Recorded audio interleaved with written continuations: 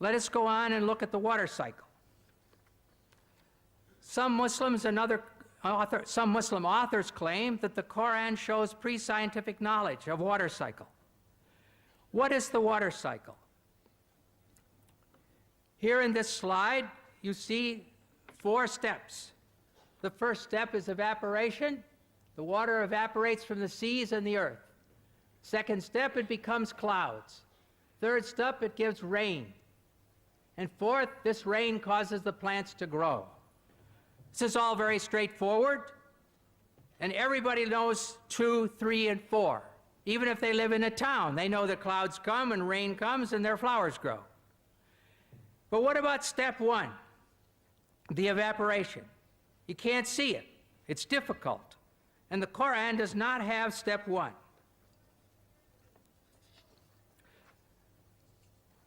Now we're going to look at a prophet from the Bible, a prophet from 700 BC, Prophet Amos, and he writes, "He who made the Pleiades and Orion, who turns blackness into dawn and darkens day into night, and then who calls for the waters of the sea," stage 1, "and pours them out over the face of the land," stage 3.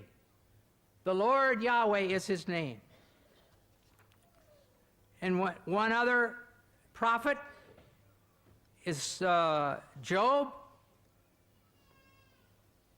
in 36, 26, 28, at least 1,000 years before the Hijrah.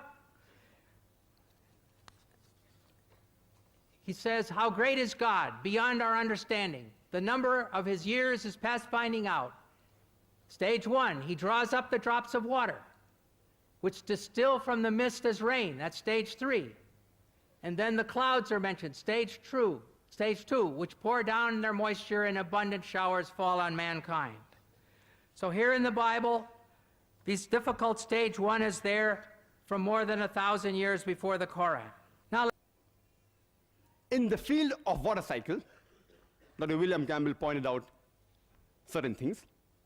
The Quran describes the water cycle in great detail. And Dr. William Campbell mentioned 4 stages. In his book, he mentions 4A and B. The last one he didn't mention in the slide, I don't know why.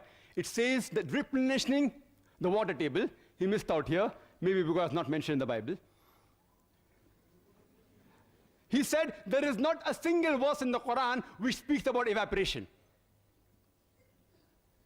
Quran says in Surah Tariq, chapter number 86, verse number 11, Rajus Sama, that by the capacity of the heavens to return. And almost all the commentators of the Quran, they said that this verse of Surah Tariq, chapter 86, verse number 11, refers to the capacity of the heaven to return back rain, meaning evaporation. Dr. William Campbell, who knows Arabic, may say, why didn't Allah subhanahu wa ta'ala specifically mention وَالسَّمَاءِ ذَاتِ الْمَطَرِ, meaning the capacity of the heaven to return back rain? Why did Allah mention specifically? Now we have come to know why didn't Allah do that in his divine wisdom. Because today we have come to know that besides the ozonosphere, the layer above the earth, besides returning back rain, it even returns back other beneficial matter and energy of the earth which is required by the human beings. It does not only return back rain, today we have come to know it even returns back waves of telecommunication, of television, of radio, by which we can see TV, we can communicate, we can hear the radio. And besides that, it even returns back the harmful rays of the outer space, back on the other side, and absorbs. For example, the ultraviolet rays of the sunlight is absorbed by the ionosphere.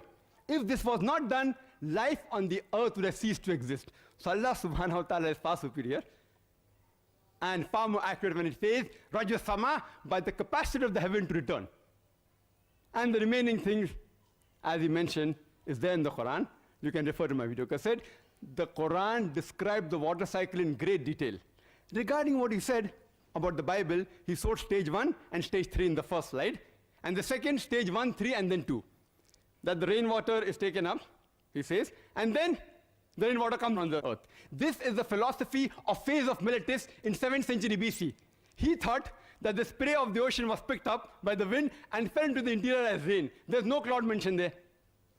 In the second quotation Dr. William Campbell gave, first is, according to him, evaporation, which we agree, we don't mind having the concordance approach with the Bible. Then rain falls down, and then other clouds formed. That is not the complete water cycle. Alhamdulillah, the Quran describes the water cycle in great detail, in several places. How does the water rise, evaporates, form into clouds, the clouds join together, they stack up, there's thunder and lightning, water comes down, the clouds move into the interior, they fall down as rain, and the replenishing of the water table, and alhamdulillah, in great detail. The Quran speaks about the water cycle in great detail in several places.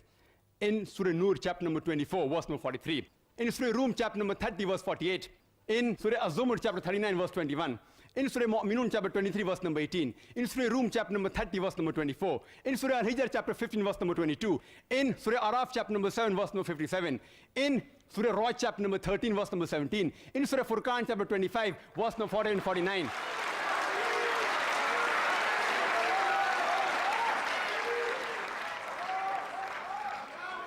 In Surah Fatir, chapter number 35, verse number 9. In Surah Yasin, chapter 36, verse number 34.